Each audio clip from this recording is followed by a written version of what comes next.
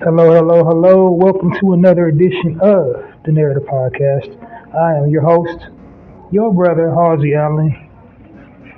Welcome all my narrators. Welcome everybody new that's tuning in right now. So just did a broadcast, a live one on Wednesday. So here we are back at it. Another weekend with me here on the Narrator podcast. All my narrators, they already know the demonstration. But I'll give a brief overview to all the new listeners. The Narrative Podcast is the home of original people peace, reciprocity, and positive frames of reference.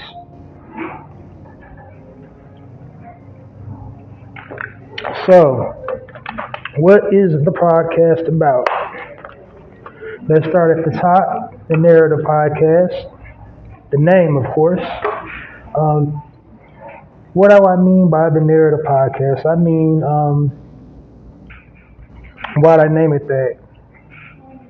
I named it that because media weaves a false narrative about original people and original culture. They intentionally portray us in a negative light, propagate things about our culture, and it's intentionally done. They do it primarily for profit. But they also do it to warp the minds of the masses. They have people outside of our culture looking at us, reacting to us, and viewing us in a certain light because of the frames of reference that they put out about our people and our culture, which are all negative. So what did I want to do So with that in mind, when I designed this platform, what I want to do is I want to flip the narrative. I wanted to showcase our people in a positive light and, highlight, positive things in our culture as opposed to, the negative stigmas and stereotypes about our people and our culture, which is a perfect segue to my tagline, the Narrative Podcast, changing the narrative one episode at a time by destroying negative stereotypes about original people and original culture. How do I destroy the negative stereotypes about my people and my culture? I provide positive frames of reference. That's what this entire podcast is about, providing positive frames of reference about our people and our culture, portraying us in a positive light. The ultimate takeaway I want my listeners to get from this content, of nothing else, is how important it is to share positive frames of reference about our people and our culture. That is why I call my listening audience my narrators, because we live in the digital age now, and people basically judge you based on the content that you're posting online. So they judge you based, your moral, spiritual beliefs, your family, your value systems, your just common interests based on, what you're posting online. People associate you with what you're posting online. And not only that, but these Fortune 500 companies, they gather data. They compile data based on what people are posting online. So if you're ever wondering why we got all these crappy television shows, crappy movies, books, and other media depicting us in negative light, it's because we're posting things about our people and our culture that we've been stigmatized about. So the media at the end of the day is a business, as well as America is a business. America is a corporation as well. So in business, corporations, it's all about supply and demand. They keep on creating this crappy content about our people and our culture because they're looking at the clicks, the algorithm, and monitoring what people are posting online. Therefore, they believe, that's what the images floating around about us. They believe that's what we want to see. So therefore, they create content based around that. So as a narrator, it's our job to post positive content about our people and our culture online, things capturing us in a positive light. We should be posting stories about family structure, about unity, about positivity, lighthearted fun, demonstrating we can settle our differences in a constructive manner that doesn't result in violence or death. That we can speak intelligently and are capable of cognitive thought. That our children are bright and talented, that we take pride in our communities, that we care about, our brother and our sister. So that's the types of things we should be posting online, because the types of things they're posting online is the negative stigmas and the negative stereotypes. That's the kind of, image, self-image of our people that they want to project. For the men, they want to hyper-criminalize the men. They want to make, they want to sensationalize drug culture, gun culture, pimp culture, gangbanger culture, robbery culture, thief culture, fight culture, and on the female end of the spectrum, they want to sensationalize thought culture, horror culture, original women having bad attitudes, being loud and boisterous, and a hot mess basically. They want to project that necro energy, that finger wagging energy. They want to project the barely there outfits. Or if it's not that, they want to project the I don't need a man, I'm a boss bitch. They want to project that over us. So it's up to us to basically keep everything in perspective by posting positive content. That's my ultimate takeaway. I want my listeners to get, if nothing else. That's why I call my listening audience my narrators, because we have the unique ability to tell or narrate our stories online by posting positive content. So thus we can change or flip the narrative about what's perceived about our people and our culture. And we do that by posting positive content. It's not the end all be all solution to our image problem as a people, but it's a definite step in the right direction.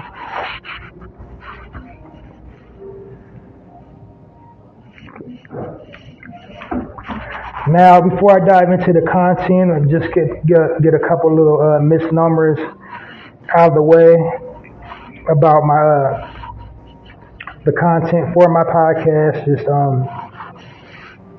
bring you up to speed about some other things, areas that I try to focus on. First off, I want my content to be time sensitive. I don't want to exceed 1 hour for a broadcast, and the reason why I do that is because I want my content to be fluid and cohesive. I don't want to, basically just prattle on and go down rabbit holes. I want a clear, concise beginning, middle, and end. I time all my I have my podcast broken up into sections, and I got each section's timed, and each section has speaking points. And again, the reason why I do that is because I don't want the listener to get bored, and I don't want to trail off and just, ramble and, talk in circles. I just want to use the KISS method to engage my audience. And if you're not familiar with that acronym, what that means is keep it simple, silly. So, because a lot of times podcasters, especially audio podcasters like myself, they want to use all these, big words and try to overdo the intellectual thing. And it's like, you don't have to do all that to prove that you're intelligent. So I want to appeal to all, demographics within my community, because we're all at different stages in learning and knowledge. Some people are avid readers and possess a high range vernacular, while more people just are practical. They speak practical, not meaning they're stupid, just meaning they just get to the point. And so that's what I try to do with my podcast. I just really try to get to the point. I don't want to ramble on. I don't want you to have to clear your entire schedule if you miss an episode. I just want to put the knowledge out there, and I want it to be easily accessible and easily applicable. I don't want to shoot over people's heads, but then I also don't want to dumb myself down or water myself down either. So what I attempted to try to do is just be right there in the middle pocket, right in the middle, to accommodate, all audiences.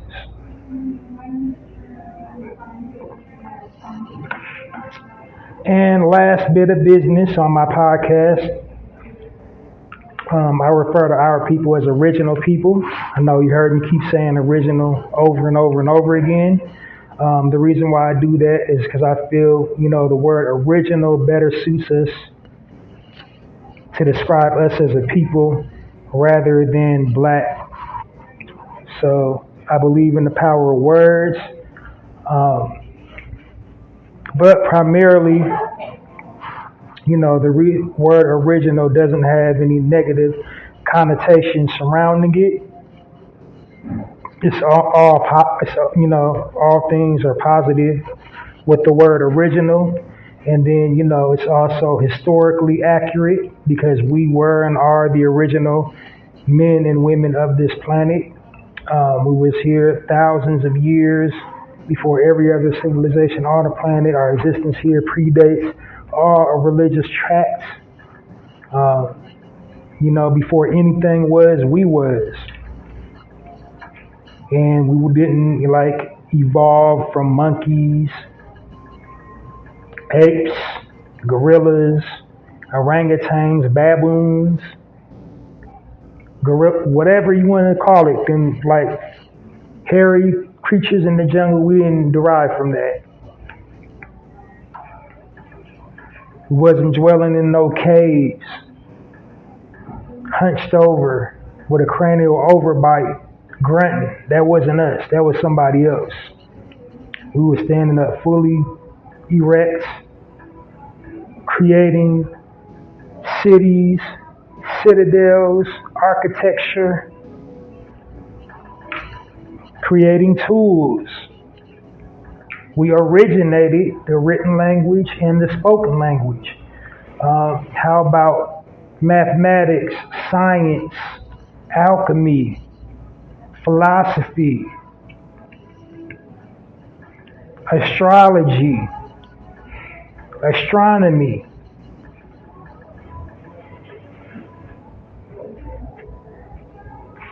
Just about everything in the world, we created it. So that's why I refer to our people as original as opposed to black. Not only that, the colonizers took, like I just said, we originated that language, but they took and flipped the narrative. They made the word black mean all things positive. And they also, when they re-recorded history, they also prefaced the word black to refer specifically to our people. And it's the only word in the dictionary that does that. Like it, no other colors in the color spectrum are linked towards other people. Like the word yellow isn't linked directly to Asian people. The word red isn't linked to Native Americans. The word brown isn't linked to Spanish people.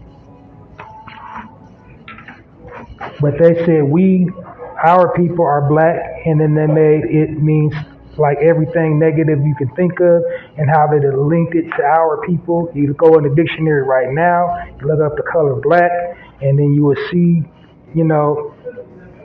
all these negative descriptions of, how to, use the word black in the sentence. Synonyms that also mean black, but before you get to all that, it'll say something along the lines in, reference to our people, dark skinned people originating or people possessing a dark pigmentation originating from Africa. So it's like it's like psychological warfare at its finest. They're really masters at, sneaking in slick stuff.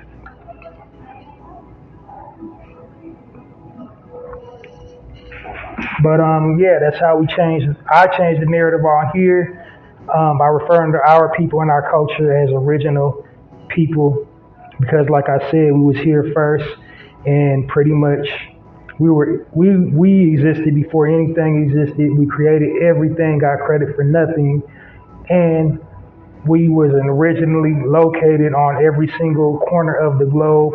And contrary to all unpopular belief, we did not get to every corner of the globe via slave ships. There's just so many things hinting at it, because for one, the geographical landscape of the earth changed several times during the beginning. Two, there's no nautical logs to support that theory that they just kept on for hundreds of years, getting boat after boat after boat after boat of Africans, bringing them to the Americas, bringing them to, different places in Europe and the Mediterranean and Russia, the UK, and all them places, and Australia and parts of Asia. Like, we was already indigenously located there. We was definitely already indigenously located in the Americas. We are the original people of this land.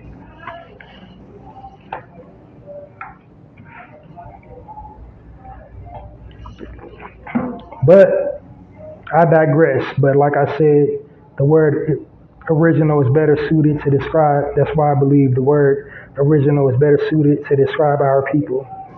Not only that, it unifies us as a people as well, because there's so many different types of us, hailing from so many places around the world, speaking different types of language, different dialects of the same language, but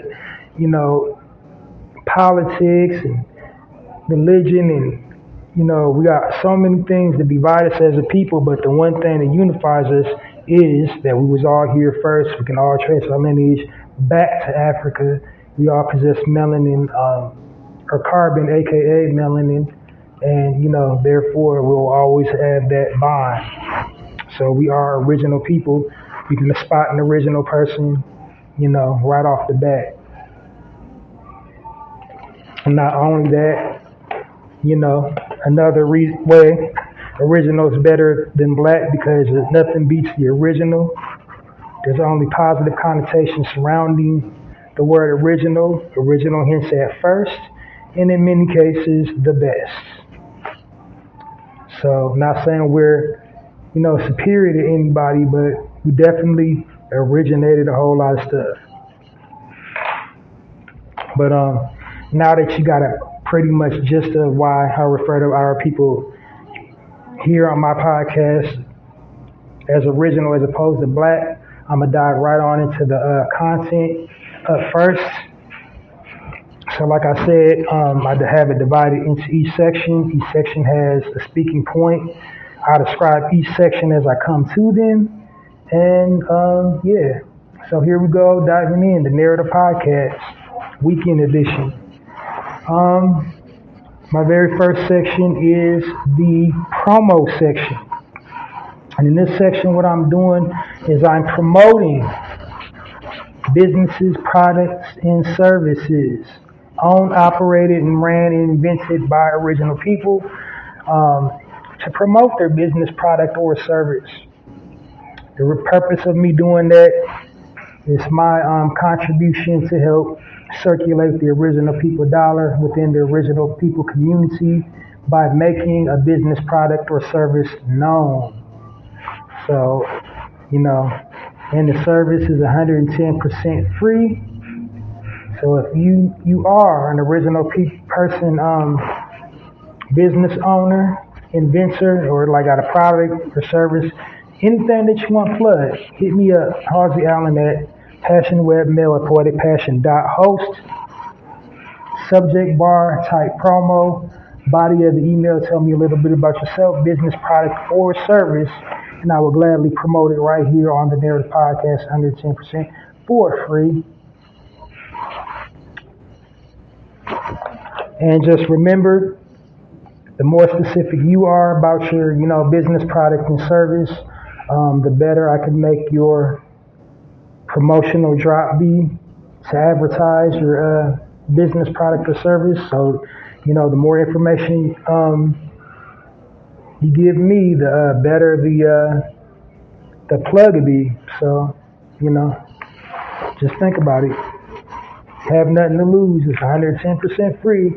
I do have a following. I do have an audience. So all publicity is good publicity.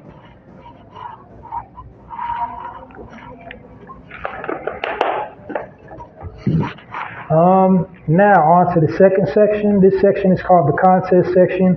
I'm running the contest exclusively for my podcast, the Narrator Podcast. And what this is just really just incentive for people to continue to keep listening to my content.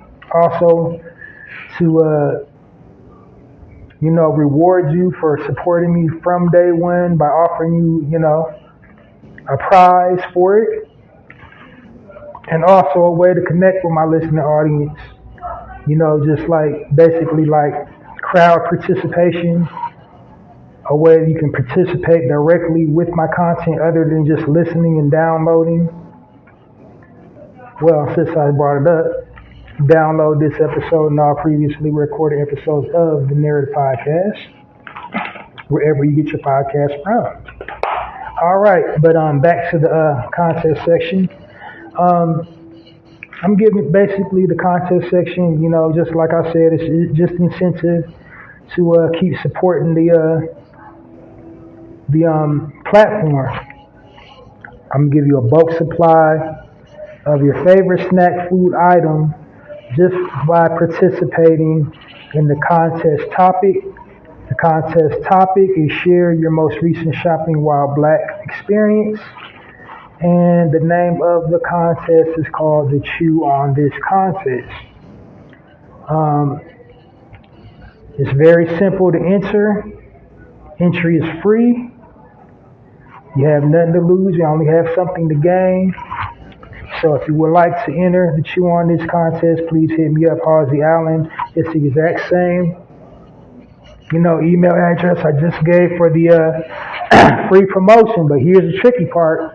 I'm separating them through the subject bars.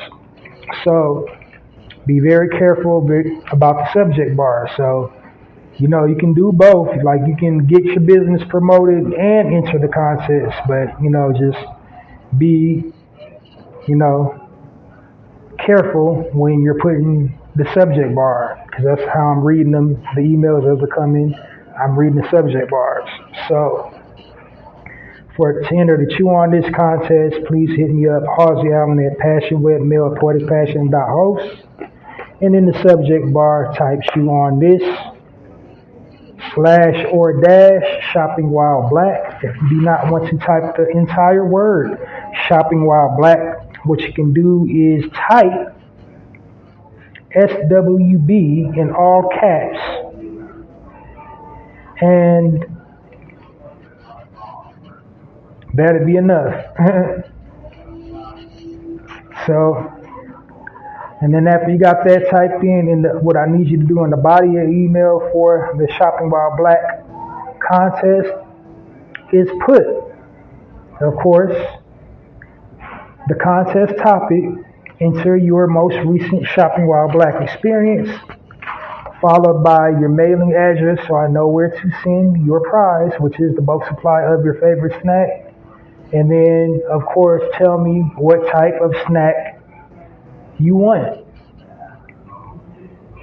so I know what to send you.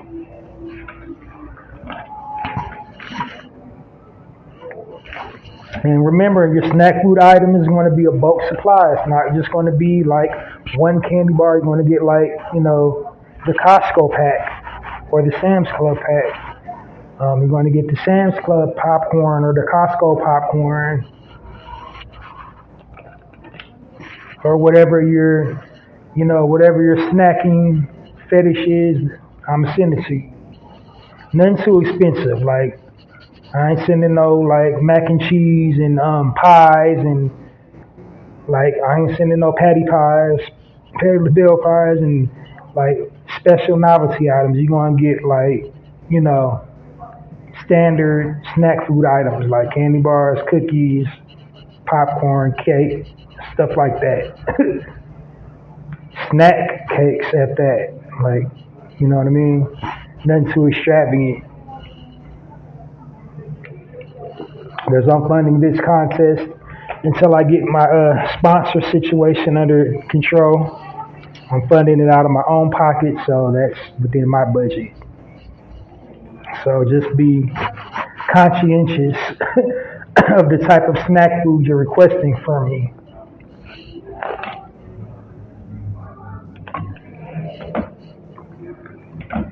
But anyway, to run it back one last time and then off to the next section. To enter the queue on this contest for the Narrator podcast, hit me up, Halsey Allen at passionwebmail@poeticpassion.host. In the subject bar, type "chew on this" / Shopping While Black. If you do not want to type the entire word Shopping While Black, you can type SWB in all caps. Body of the email, give me your most recent Shopping While Black experience, followed by your mailing address, and then last but not least, tell me what snack food item you would like as your prize for entering the Chew on This contest. Very simple.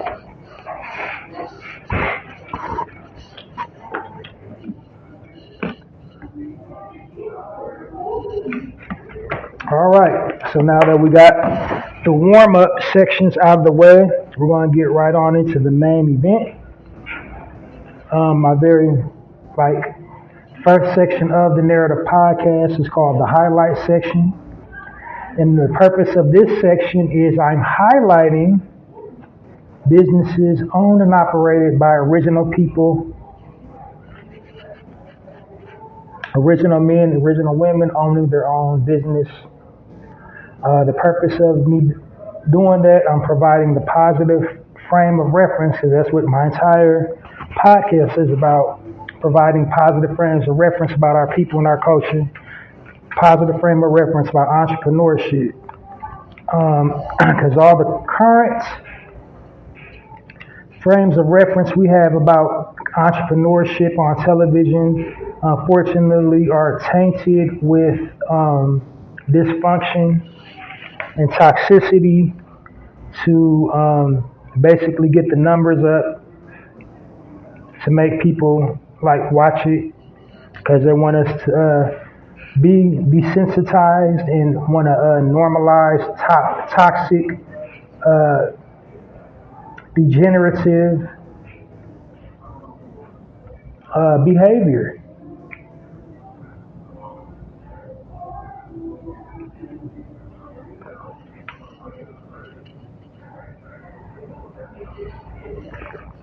They want to just basically have us on television being violent, rude, and obnoxious towards one another. So like, you know, here I'm creating that exact same experience. It's an audio platform for one, but you know, you're not getting none of the negative stereotypes. I'm walking you through an entrepreneur's entire journey as an entrepreneur, how they started their business, you know, where they got the insights, you know, all the trials and tribulations, why they started the business, tell you stories about, you know, them servicing the community, providing jobs for the community. Some of the businesses that I highlight on the highlight section are family owned and operated. So right there would be a prime example of generational wealth, something that we don't get a lot of on television.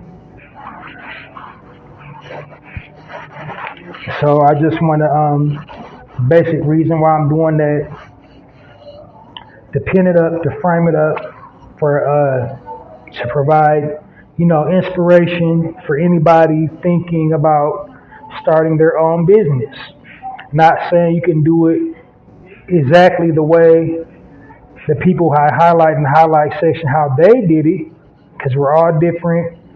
You know, we all got a different path in life, but I'm just saying, putting out the positive frame of reference that it is possible, because like I say, you know, television and the media has been weaponized against us. They don't want us to believe that we can get ourselves off the hamster wheel.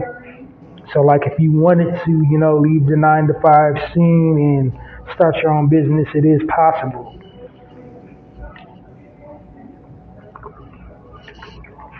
But disclaimer, not saying saying working a 9-to-5 is bad. I'm just saying, like, we have an alternative. These people that I highlight in the highlight section, they did it. Some more qualifying factors about the businesses that I highlight in the highlight section. They give back to the community.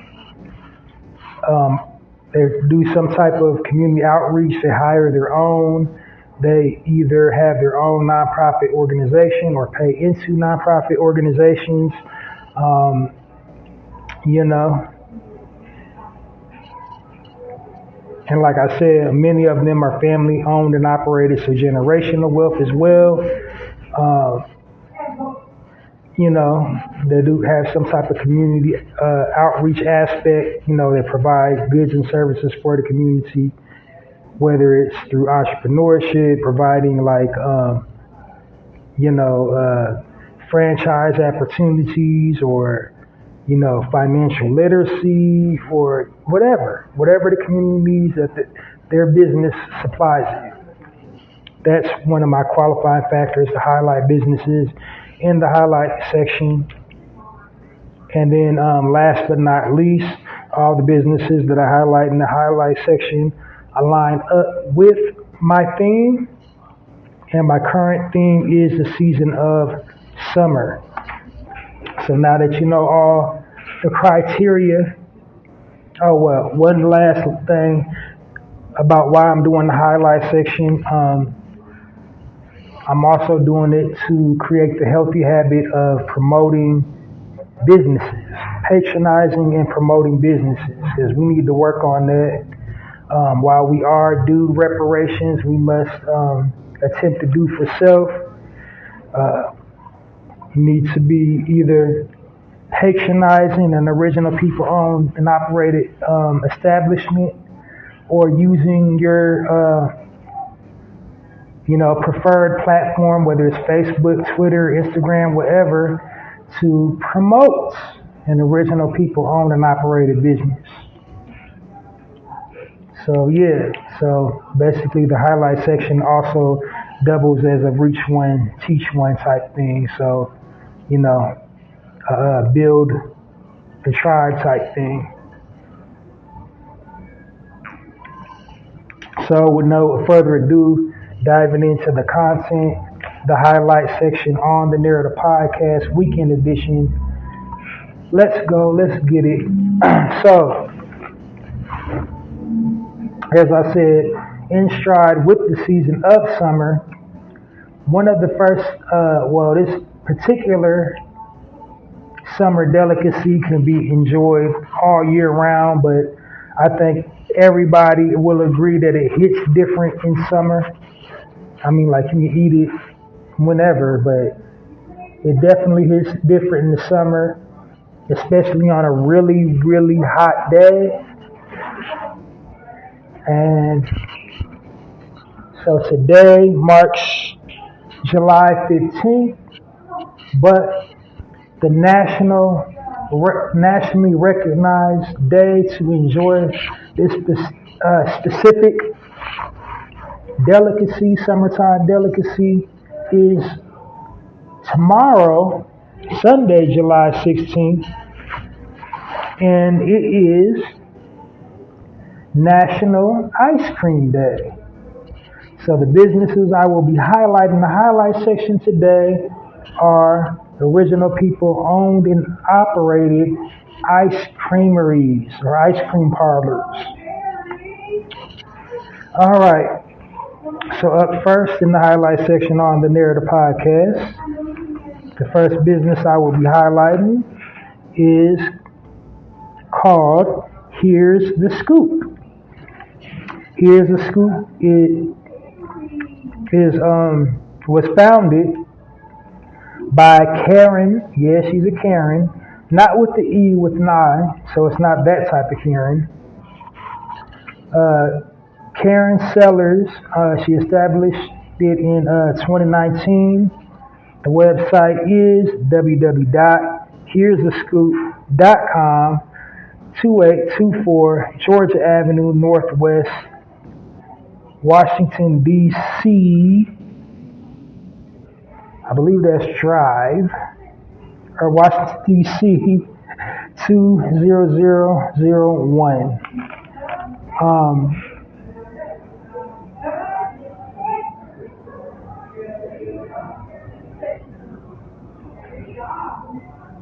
And then you can also message her directly at urbanscoop2824 at gmail.com.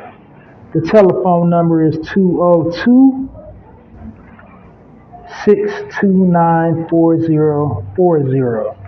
So I'm going to just give you guys the streamlined version because like I said, I try to, keep my, all my content, time sensitive. So I'm going to give you the highlights for real. I got my little bulleted points, just the most important parts of, how she started her business because it's it's a lengthy process on the road to becoming an entrepreneur. But hers basically started, she was already an entrepreneur. She was a hairstylist for 14 years. Couldn't find any articles, detail chronicling where she got her, licensing to do that. Was she doing in her own salon or she was just doing out the crib? I don't know. But anyway, she was a hairstylist for 14 years. She grew up in Lanham.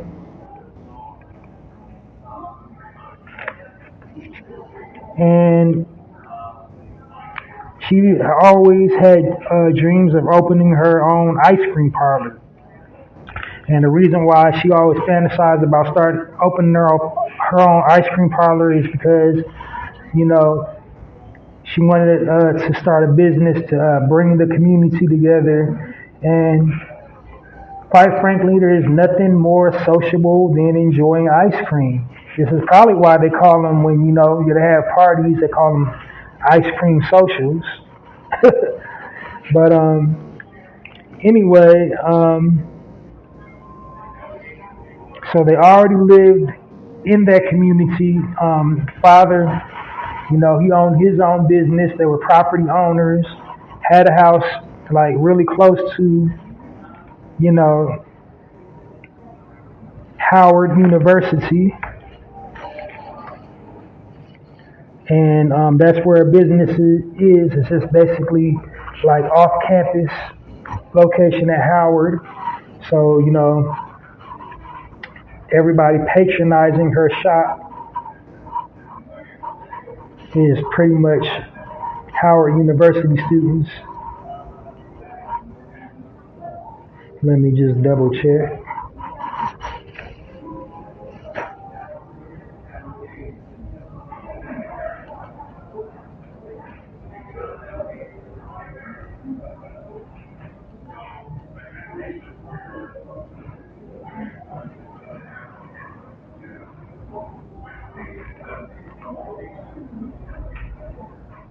Yeah.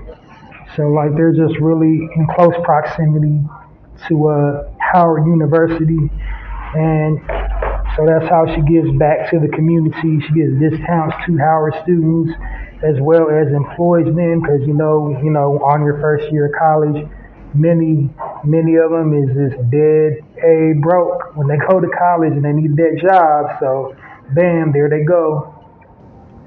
A job to help them out while they're in college. She also gives discounts to the students.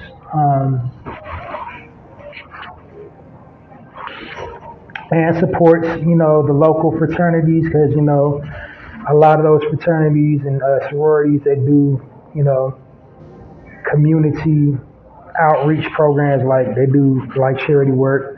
So she works with them too. So that's how she gives back, the type of community outreach requirement of the highlight section. And so now with their product themselves, they have traditional flavors and they also have,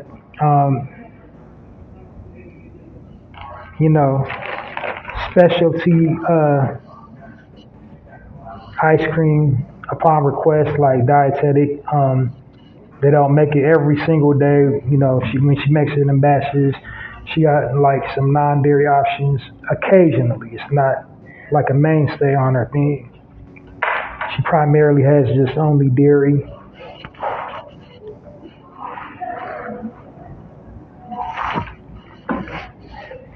But definitely, if you're in the DC area, go support her, Miss Karen Sellers at Here's the Scoop, and join me in a warm narrative podcast round of applause for our sister Karen Sellers and Here's the Scoop.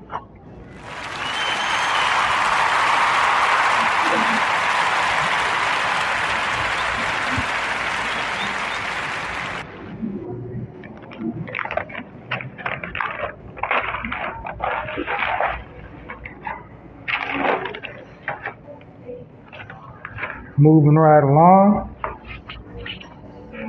Next business up in the Narrator podcast that I'll be highlighting on the highlight section in the Narrator podcast is Shawn Michaels. And Shawn Michaels Homemade Ice Cream is the exact title. Proprietor is actually not named Sean at all, unless that's his nickname. It's Naki Yahari and Naki Muhammad. And it's located at 46 East 47th Street in Chicago, Illinois, 60652. 1773. Let me look it up. I think I messed up on the address. But, I don't know. I be messing up sometimes, y'all, when I'm like recording things, when I'm taking my bulleted notes. They be looking like yuck sometimes. I'm gonna try to get in the habit of just typing my notes.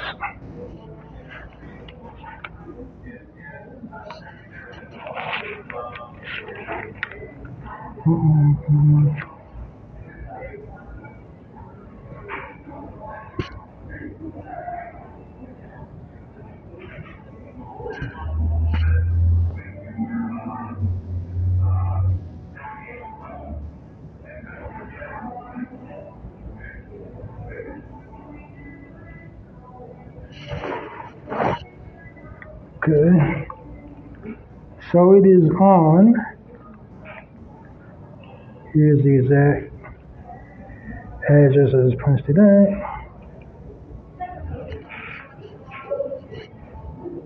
46 East 47th Street, Chicago, Illinois, 60653. And telephone number is 773-674032.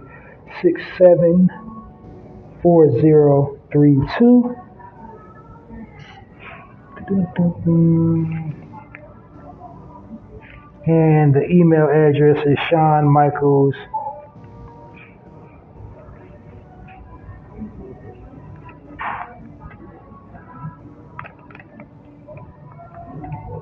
Chicago My Canva.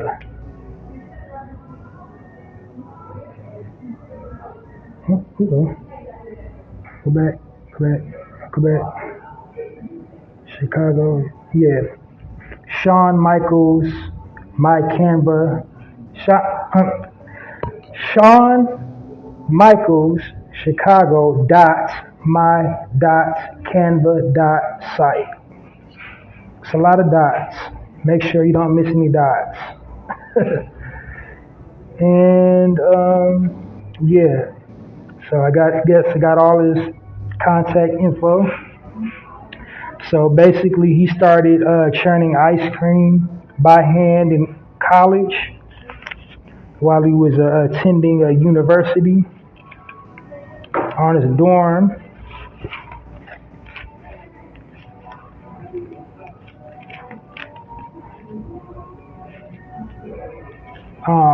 And so, like after, he would get done with his classes, he would actually drive up to Chicago and sell ice cream by the scoop out of his truck. So like a lot of years ago, the Loonies and Master P's talking about they was ice cream man. Nah, this guy right here, he was a real ice cream man. He was really serving ice cream, but yeah. So anyway, what got him onto the road to finally take it seriously as a full-time hustle was his older sister, who was at that time decorating cakes, and she encouraged him to make that his mainstay job. And ultimately, he saved up all his money, found a physical location, and bam, Shawn Michaels' homemade ice cream was born. Got all kinds of flavors, handmade in-house. Go check them out. Support the brother, Shawn Michaels Homemade Ice Cream in Chicago, Illinois. The next time you're in Chicago, Illinois, go check them out. Join me in the Warm Narrative podcast round of applause for sure. Shawn Michaels. Keep on saying Shawn Michaels, but it's Yahya Muhammad. That's his spot. Yahya Muhammad.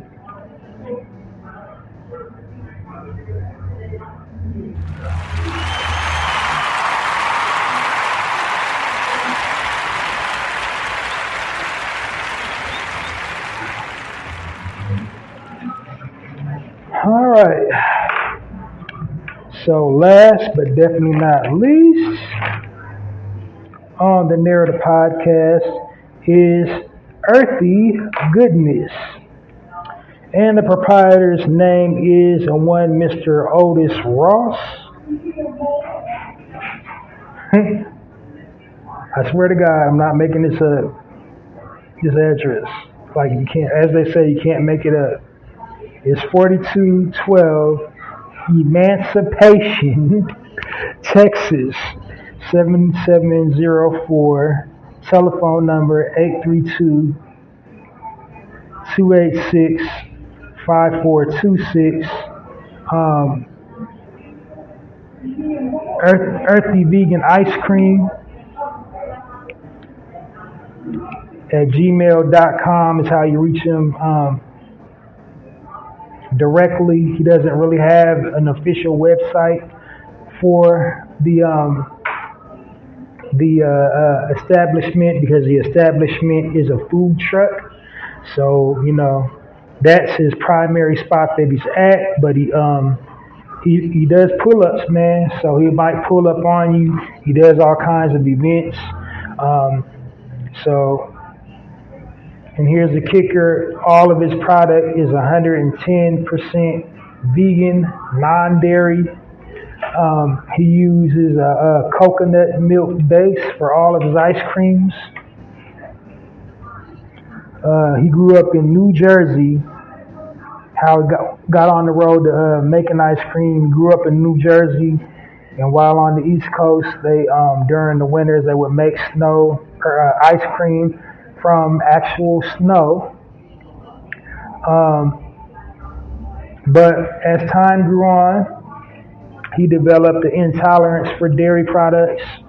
It's not really an intolerance. It's just I'm gonna do a quick little chime in. It's like we wasn't designed to consume dairy, so some people are a little bit more sensitive than others. But that's you know, there's no such thing as lactose intolerant. It's like you're not supposed to be consuming lactose to begin with. But anyway, so he didn't want to give up the ice cream, the cold, delicious treats. So he started playing around in the kitchen, making up, obviously non-dairy versions of his favorite types of ice cream. He's highly competitive. He says his brand rivals a national brand called Blue Bell. Um, his mission is to provide jobs and careers to the community.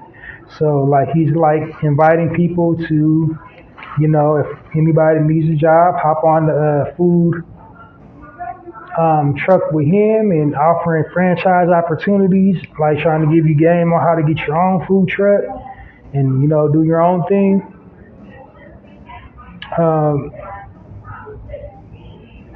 His signature flavors that he's famed for is his ginger carrots, his matcha,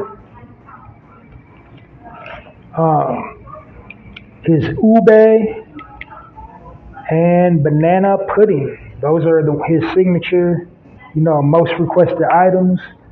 So the next time you're in Texas, go pull up on him on his food truck and support Mr. Otis Ross and Earthy Goodness Ice Cream.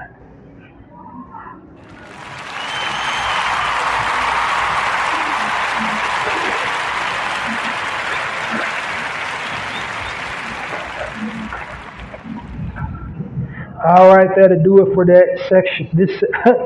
For that section of the Narrator podcast. Moving on to the next section. My next section is titled the Spotlight section. In the Spotlight section, what I'm doing is I'm spotlighting figures, prominent figures within our own community that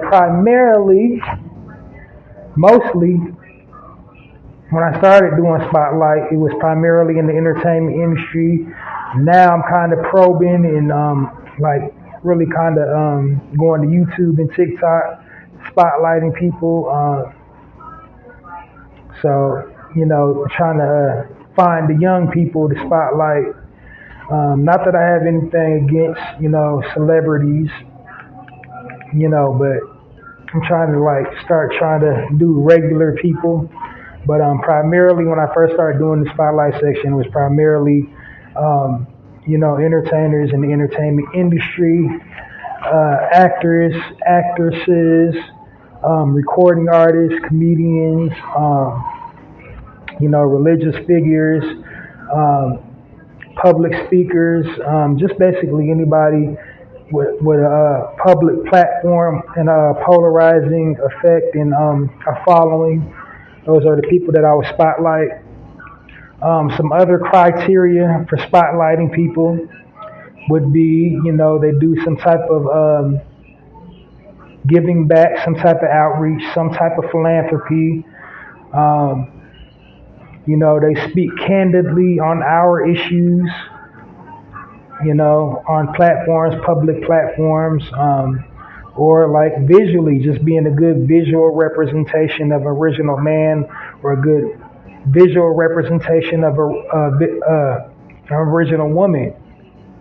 Because, I already said when I started, the media misrepresents us visually. They want to give us the worst visual representation of our people they can possibly give us. They want to always see us down bad. They want to see us destitute and living in depravity.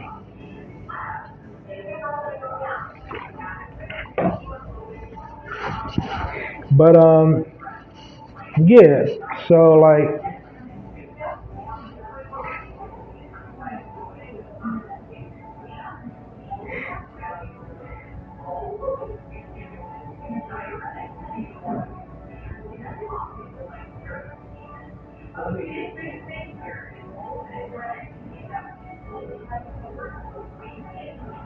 so yeah.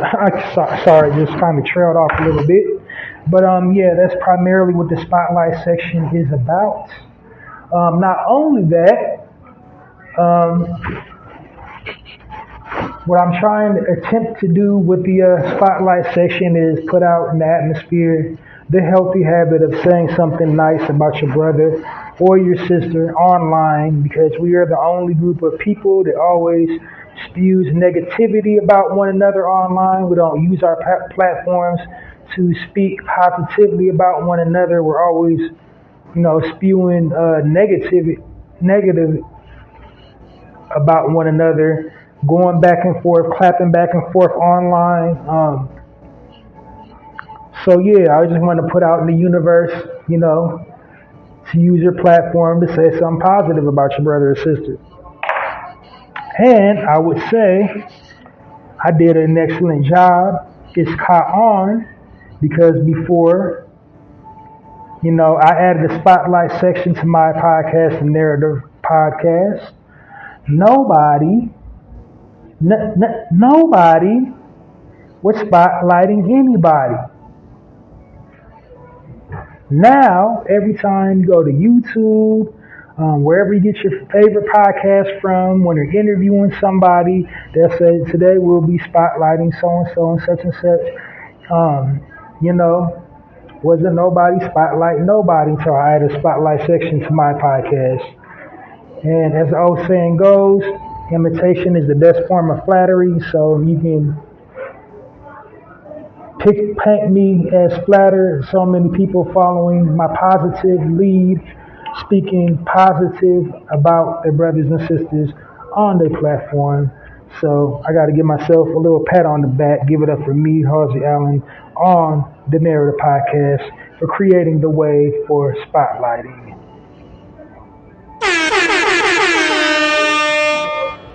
are now listening to the Narrative Podcast with Halsey Allen. The Narrative Podcast is changing the narrative one episode at a time. In a real way. All right. So, having said all that, today's spotlight comes to you.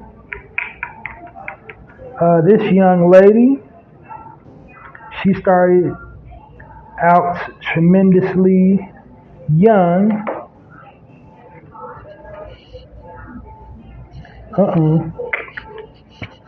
Can I write her name down?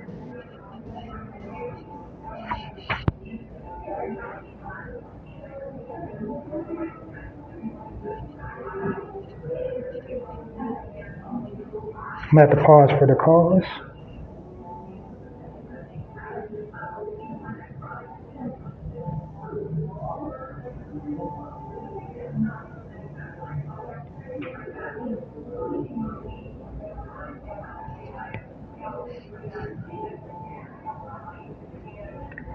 Okay, 14-year-old Armiana Copeny, but Mary for short, Copeny, Copeny. But basically, she got her start in social activism at about 8 years old. She wrote Barack Obama about the crisis in Flint, Michigan. So she was born July 6, 2007, and people after she wrote Barack Obama, he responded. They started calling her Little Miss Flint. And since then, she's become a national youth ambassador of the Women's March. She works with 18 by 18, founded by herself, and Yahara Shahidi, formerly of the show Blackish.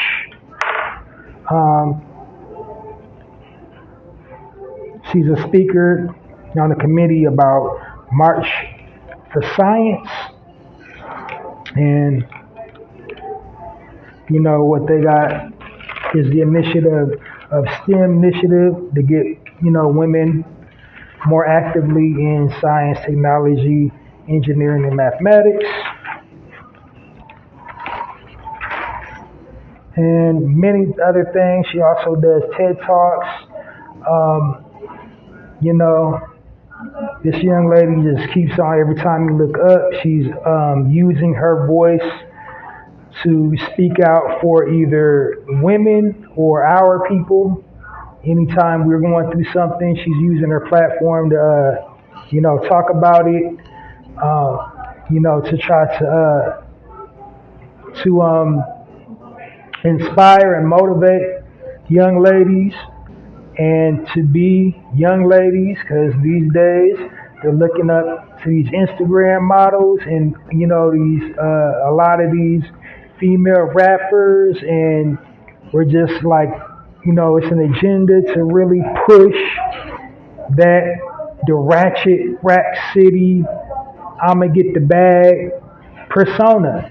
And, you know, it's so refreshing to see a young lady that's a young lady. And not that I'm a stick in the mud, I'm all about having fun, but I'm Mr. Context. There's proper context, there's a proper time and a place for everything, but I just don't think the universal representation of the original woman needs to be associated with twerking, sticking their tongue out, dropping it low to the floor every time a beat come on. You know, got her walking around with her cakes out, breast out, tongue ring, navel piercing, orange wigs, like eyelashes. Like this is the foul misrepresentation of our women. And like, you know, this young lady is definitely a breath of fresh air. You know, that, you know, young ladies want to be young ladies and not in a rush trying to be, you know, grown women or something that they perceive to be sexy, like, you know, just hypersexualized. And, you know what I'm saying? Like, yeah, it's just refreshing. She's off for big things, more big things. By the time, you know, she turns 30, you know, I can see her just really just impacting the world. Going to have a whole lot of answers for things that's been stumping us, humanity, for years, because she's already, you know, solution based at 14. So, and her goal is to become the first female president of the United States. So I really don't see Kamala becoming first female president, most definitely.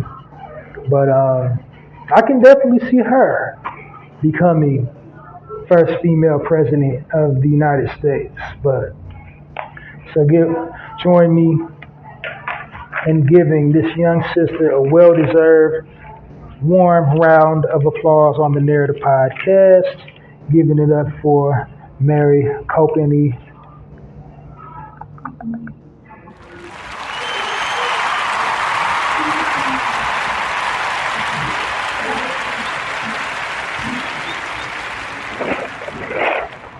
I probably should have YouTube the baby's name. I'm pretty sure I am butchering it severely. Let's see if I can get it. Let's see if something pops up with a video, I guess.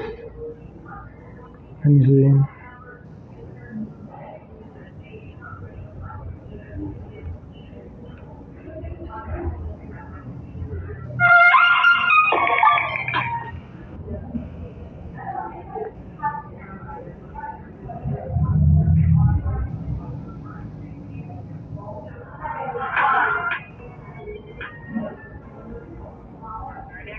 Has been at the center of this story for almost a decade now, and despite being only 14 years old, Mari Copeny, better known as Little Miss Flint, is making a big impact in her community. And years old, Mari Copeny, better known as Little Oh wow, I was way off. is making a big impact in her community and maybe yours by Mari keep the problem.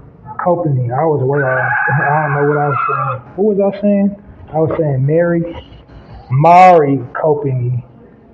Mari Copeny. I was saying it wrong the whole time.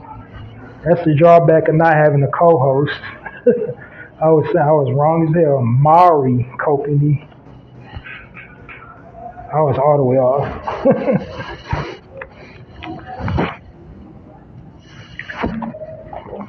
But anyway, keeping this rock rolling, on to the next section of the Narrator Podcast. This section is titled the Health and Wellness section, and this section is self-explanatory. I will be talking about health and wellness. And the reason why I'm talking about health and wellness is because, our people, original people, we are the most attacked people on the entire planet. Primarily, our health is attacked. We are attacked physically, mentally, and spiritually. And so, therefore, I decided to add a health and wellness section to,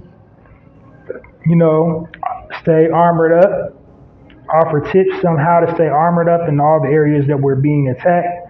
So, for like physically, you might hear about the health benefits of a beneficial food that can help sustain your health, such as like fruit, vegetables, herbs, roots, elixirs that you can ingest or apply topically to increase your health, or some type of physical exercise that you can use, that you can implement in your exercise regimen to stay healthy, active, and fit.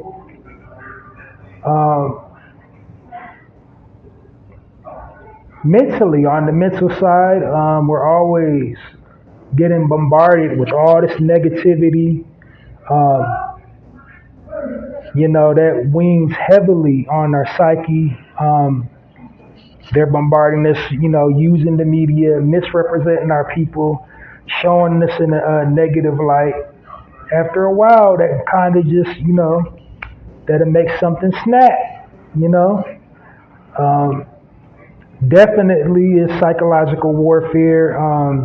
Definitely getting us to, trying to attempt to break down our resistance, desensitize us, and to make us accept and look at ourselves in a negative light as normal, perceive it, all this negativity is normal.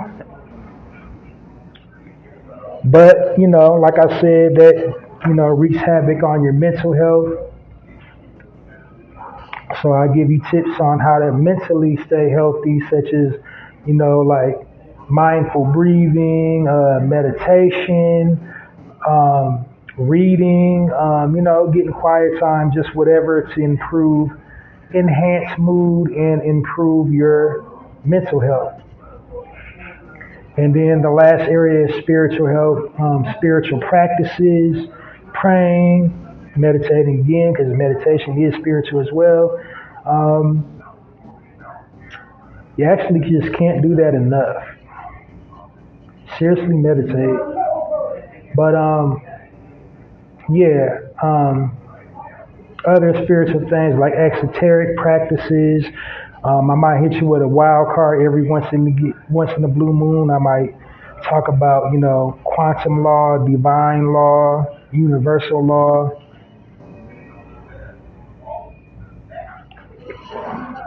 And other types of spiritual practices in which you can guard your spirit.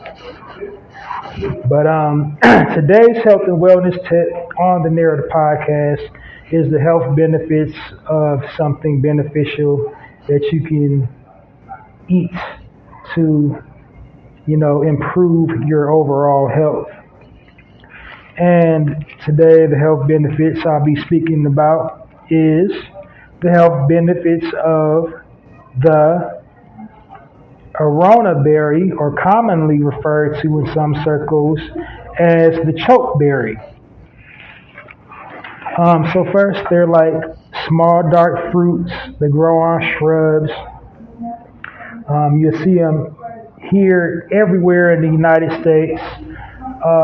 They're commonly mistaken for the elderberry. So it's kind of like in that same family, but the arona berry is much darker in hue.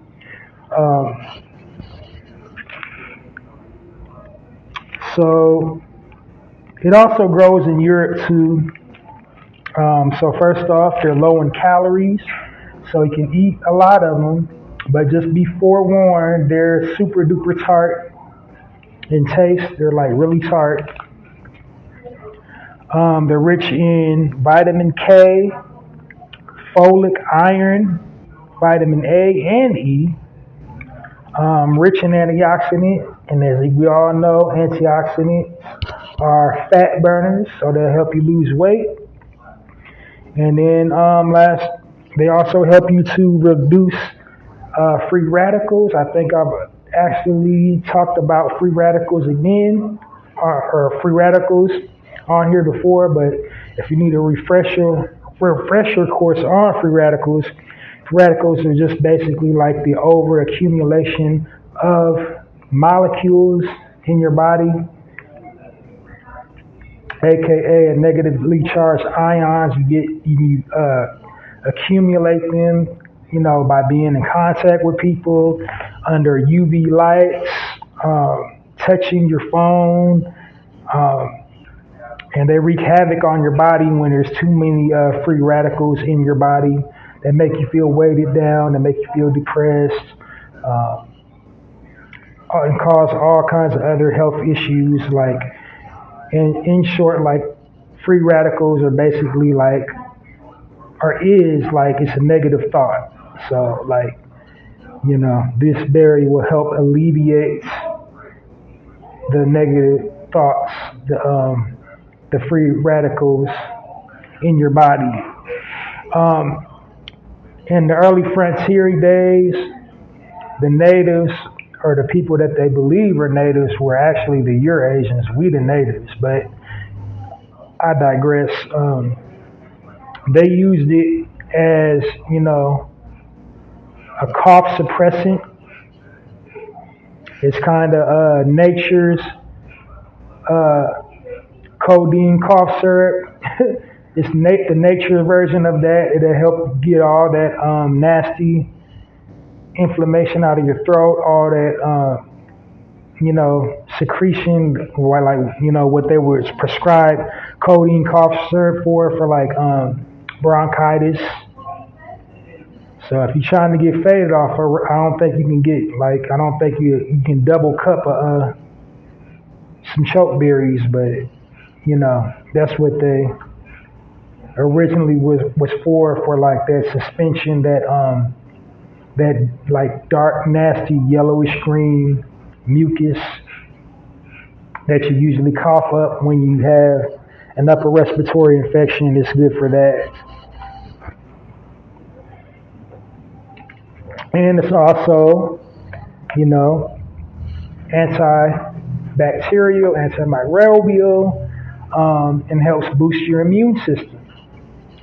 So go on, get you some aronia berries, either in fresh fruit form if you can find them.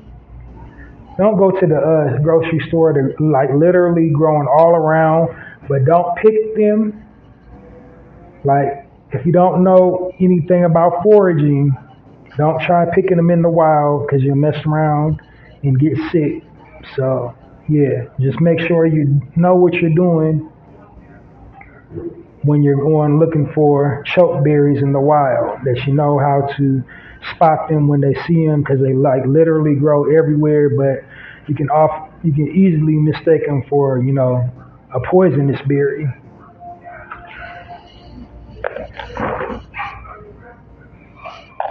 Well, that's it, and that's all with this section of the Narrator Podcast. On to my next section, which is the speaking point.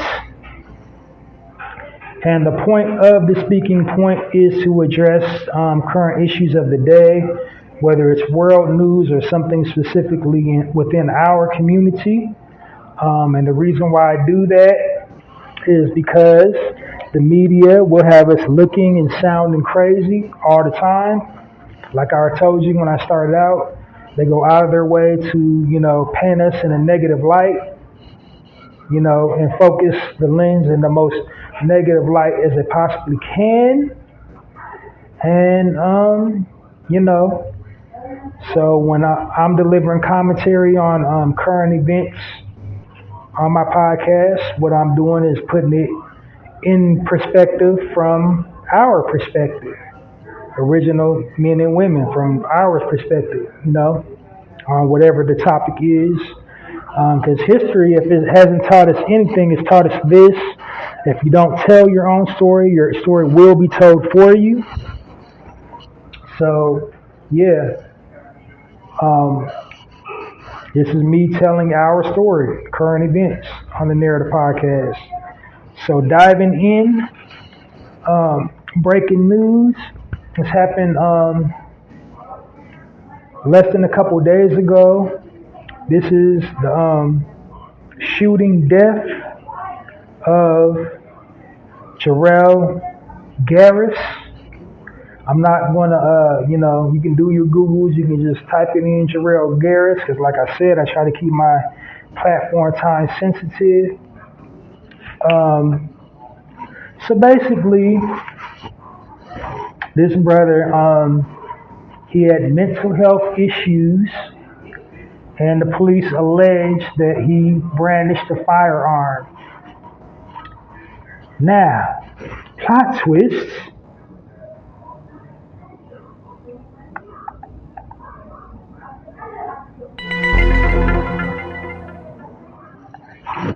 They didn't have the alleged firearm that he was supposedly had brandished on their body cam. There was no body cam footage of the alleged firearm. They didn't fire firearm on him when they took him to the hospital. And then all this was over some freaking food, some fresh fruit. I guess he was having a mental health issue inside the store, and he ate some fruit and didn't pay for it. Walked out the store, it was a banana, some grapes. So definitely not excusing stealing. Stealing is wrong, you shouldn't steal. But there's discernment with your authority. It's not worth brandishing your firearm to, track down somebody over a petty misdemeanor thing like that. It's not even worth really arresting nobody over something, a petty offense like that. Like, over bananas and some grapes, bruh. Like, that's making more work for you. You're chasing somebody over some bananas and grapes, and then you shoot them. Wrestle them to the ground, shoot them. The story changed so many times. It changed from, you're hearing in the audio, he got a gun, you know, they couldn't do nothing with him.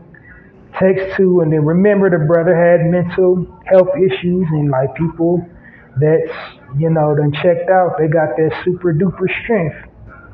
So he was obviously like handling them, and they pulled out the gun and shot him, and he died a couple days after they shot him in the hospital. And it's like, you know, like, how many more times are we going to hear this story? How many more times are we going to march and pray for him? And like, it's almost a formula to it. It's like they shoot one of us, we go to candlelight visual, we meet at a church, we pray for him, and then they do it again. Then we go to candlelight visual, meet at a church, and we pray for him, and they do it again.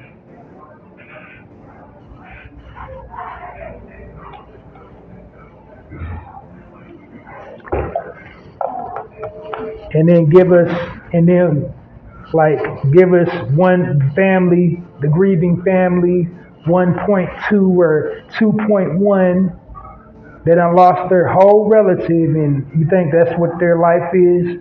1.2, 2.1, 2.3 for a settlement.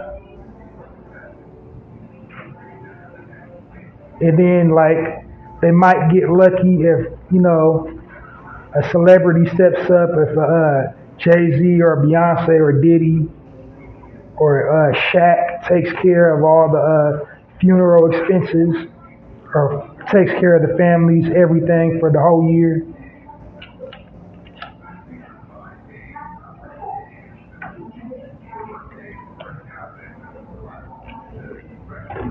It's like, I say it time and time again on my platform, the scales of justice never quite balance out when it comes to us. The scales of justice, or the wheels of justice, turn slowly when it comes to us. The only time the scales balance out is when we commit crimes against one another. And then it's perfect justice because one's dead, and then one's in jail for the rest of their natural born life for killing the one that's dead. But when somebody outside of our culture, somebody not black, or aka original man, original woman, when one of them kill us, there's no immediate justice. There wasn't immediate justice for Tamir Rice. There wasn't immediate justice. There was no justice, let alone immediate justice, for Mike Brown, who got killed down in the street like a dog for similar consequences over, you know, a cupcake. It's like we're not human beings. Like, all the things they did to us and they're doing to us, are you telling me we can't have a mental health episode? Are you telling me we can't have a mental health episode? They need to start training these police how to deal with us that, you know, are showing signs of mental illness, because a lot of us are mentally ill from everything that we've been put through, to everything that we've been subjected to everything that we're being put through and subjected to with this systemic society that we're living in. They're putting stuff in our air, food, water. They're cutting us off out of everything financially, separating us from the wealth. That's enough to drive a sane person crazy. They splitting up our households, turning our men against our women and our women against our men.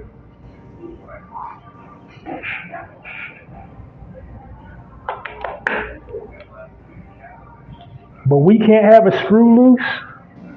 We're not allowed to have a screw loose with everything that we've been and are being subjected to. We can't have a mental health day.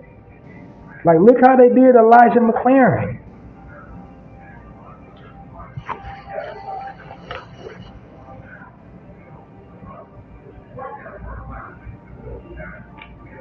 You mean to tell me they don't recognize the symptoms? Or no, they recognize the symptoms, but they can't talk us down. They come in with the intent to kill. When they see one of us triggered, like I literally seen a YouTube video. She kind of got done dirty, but she didn't get killed. She was having a mental health breakdown. This Caucasian woman, she was just walking through like a packed place, just walking around belting out the N-word, hard R. Everybody she came up to, she was calling them the N-word. She was calling Caucasian people the N-word, hard R. Just kept on walking down the street. She hadn't been drinking. She wasn't high off drugs. She was just having a mental health episode. But the police didn't come and shoot her down in the street like a dog. I mean, she got done dirty. She somebody punched her in the mouth and bloodied her mouth, but she kept her life though. They look for any type of wiggle room to kill us.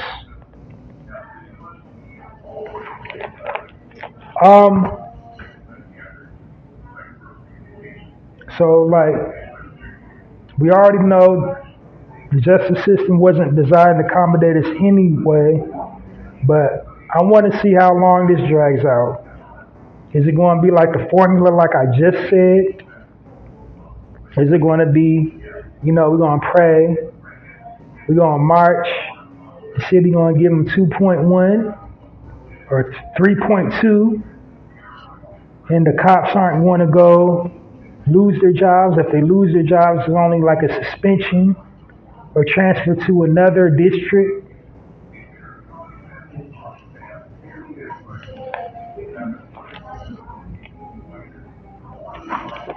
So sick of this. But then next week, I bet you it'll be all over the media that one of us killed another one of us. That'll be, something playing off in the media in a couple weeks to kind of distract us from this.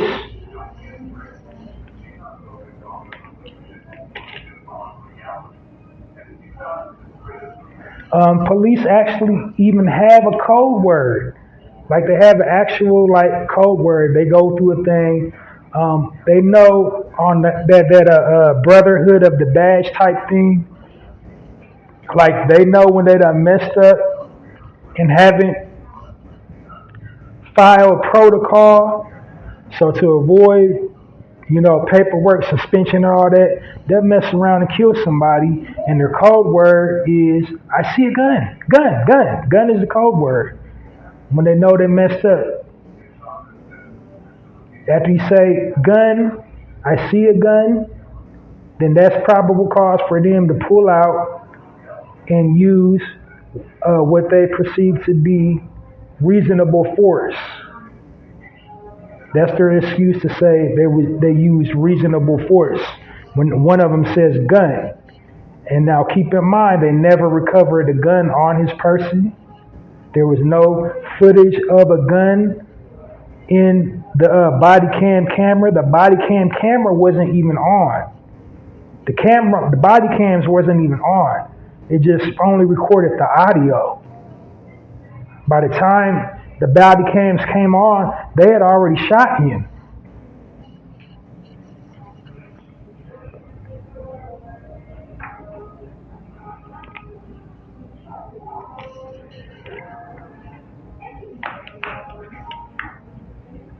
So it's like, what are we going to keep doing? We're going to just keep marching, praying, and forgiving,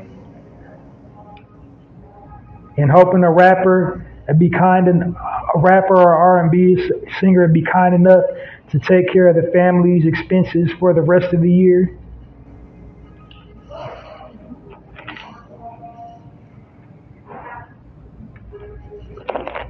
When are we going to start socking back? I'm not advocating violence, but we need to, like, praying, forgiving, and marching ain't getting it because they keep doing it. We need to change the battle strategy because that ain't getting me. That ain't getting the message.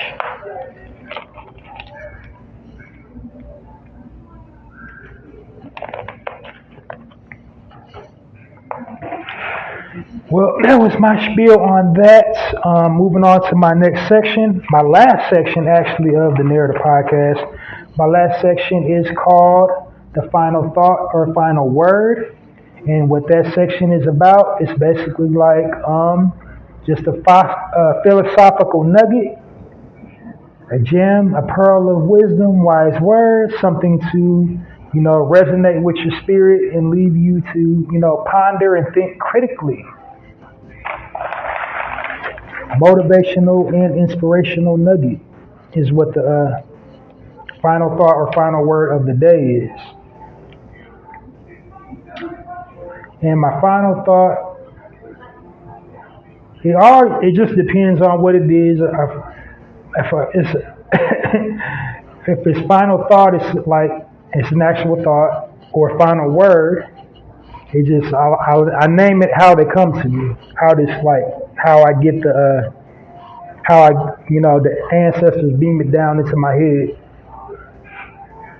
So I just kept on thinking about pause. I guess today's word is the final word. I guess it's the final word for today. And the final word for today is pause. Now, in recent years, the rapper Cameron, he came up with the word pause to it's supposed to be like a little game to hint at, when somebody is accused of, a man is accused of saying something like sexually suggestive, like, in a homosexual type of way. So you would say pause. But, before he came up with his definition of the word pause just meant like literally just like how it said, pause. And in life, sometimes you just have to pause.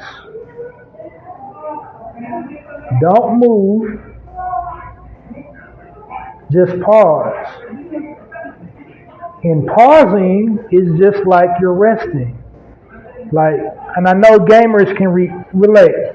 Like if you're a gamer, I know you can relate. The game consoles from NES to Genesis or whatever your little console you had when you was growing up. When you wanted a snack or to go to the bathroom, what did you do? You hit the pause button. And in life, it's no different. In the game of life, it's no different than, that game. Because sometimes you have to hit the pause button when you're faced with a problem. And that doesn't mean you're giving up. That doesn't mean you're stopping whatever it is you're trying to do. That just means you're like, let me take a little minute, marinate on this, let me breathe. Let me just not think about nothing. I'm a pause. Sometimes you don't get a choice. Sometimes life pauses you. Sometimes something arises in life that pause you.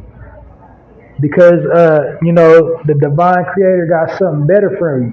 You're trying to go one way, And you're gonna keep on trying to go the way you want to go, and then all of a sudden, you know, you tore a ligament, you got in a car wreck. So life had to just like literally pause because you were just gonna mess up, you know, something really divine and righteous for you by trying to do it your way. So sometimes you get to choose to pause, and then sometimes you don't get a choice. Sometimes you get paused. But, you know, you gotta pause though. When you're going through it, you know, just cool out, take time to pause. It'll come to you. Because when you force it, like there's a difference between being driven and being obsessed. Being obsessed is not healthy on so many levels. Being driven, perfectly fine. Being driven about something you're passionate about, perfectly fine. But when you obsess about it, then it becomes harmful to your health. It becomes toxic to other people around you. But when you get into that mode, when you're obsessing, you gotta pause. When you're like agonizing and being too anxious about something, just pause. It'll come to you. Cause like instantly, like right when you're not thinking about it no more, the answer will come to you, the resources will come to you. Just pause. Like don't stop your journey, but just, you know, take a little breather.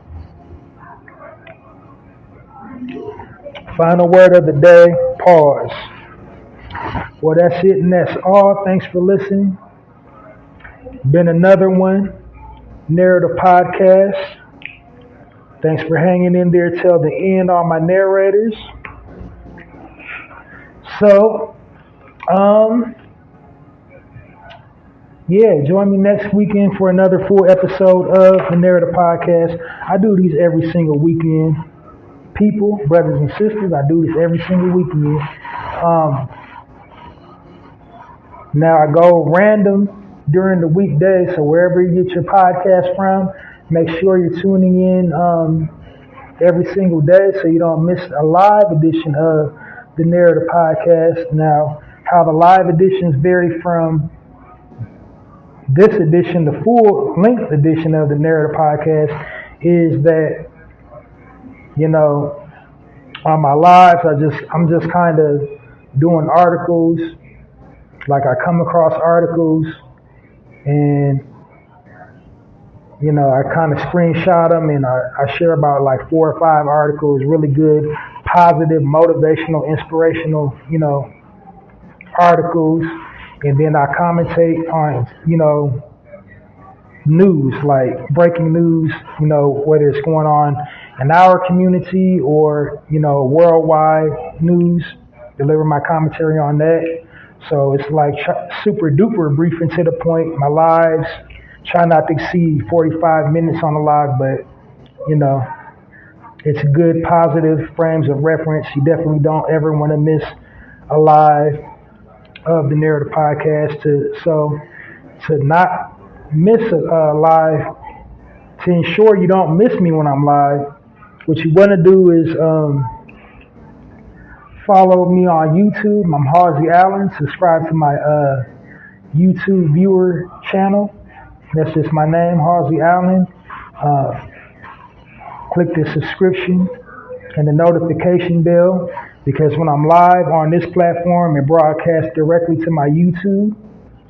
It also broadcasts directly to my Twitter, and I believe I stay good at Halsey Allen on Twitter, and you'll know it's me on Twitter because right now I got a picture of my book of poetry pinned to my profile, and the book's titled My Black Card. I'll tell you more about that in a second, but you know, follow me on Twitter or YouTube if you don't want to miss me when I'm live. What else I got going on? Oh, since I brought up the book, Um, I've written a book of poetry titled The Black Card. It's 30 insightful poems that encompass our entire experience as original men and original women, positive and negative, and everything in between. Very creative, very witty. You're guaranteed to read at least one and relate to it. Be like, yep, that's us. Go get that. It's available on Poetizer. Just go online, visit the Poetizer bookstore on poetizer.com and purchase my book, The Black Card. And I'm using my name as the author name, Halsey Allen, written by me. Go get it, The Black Card, today. Go get your copy of The Black Card, or go get have your Black Card revoked. How about that? All right, last but not least, I write poetry. I have my own personal poetry blog. It's titled Hallzies Poetry Corner. It's available on www.mrhallziesblogs.com, on blogger.com, powered by Adam. And that's a kind of an extension of poems like The Black Card. I write those poems in the moment. They're just like spontaneous poems written in the moment. Like if it was a rap, I guess it would be a freestyle. Like I'm just like literally, if I'm in front of my device, or like if I'm sitting in front of a desktop or a laptop typing, on my blog site. That's the poem. That's what it is. I don't think about the title or nothing. I just type and then bam, poem. But go check those out and support my poetry blog. And the way you support it is go to my poetry site, Hallzies Poetry Corner. Type in www.mrhallziesblog.com and then go share. Go through my collection, share a piece to your preferred platform, whether it's Facebook, whether it's Twitter, whether it's WordPress, TikTok, Tumblr, whatever you're active on, Reddit, Snapchat. I guess like if you got a visual platform, you would actually, like if you're active on YouTube or YouTuber, you would actually have to say, hey, I went to Hallzies Poetry Corner, read this poem, I like it, I dug it, whatever. But definitely go share Hallzies Poetry Corner poems on all media outlets. My tagline for my personal poetry blog is Hallzies Poetry Corner, poetry with a passion, poetry for all occasions. And when you read one, you'll find out why. Go check that up. Do yourself the biggest, hugest favor and go support Hallzies Poetry Corner today. Share it on all your platforms today. Well, that's it, and that's all, y'all. We did it. Stayed true and stayed down to the end, and got rewarded for it. Now you are officially inducted into my listening audience. You are officially a narrator in charge with the task of changing the narrative. I'm Halsey Allen, changing the narrative one episode at a time, and I'm challenging you as a listener to change the narrative one social media post at a time. Till next time, I'm wishing you love, light, healing energy. Join me again next week on the Narrator Podcast. Y'all be safe out there, family. It's been a good one. Join me this weekend for another one. Tune in regularly from wherever you get your podcast from, so you don't miss me when I'm live during the weekdays. But I'm definitely out of here like last year, sending you love, light, healing energy over everything you're doing and got going on in your life right now. Till next time, download this episode and all previously recorded episodes of the Narrative Podcast. Halsey Allen and the Narrative Podcast signing off, and it's like that.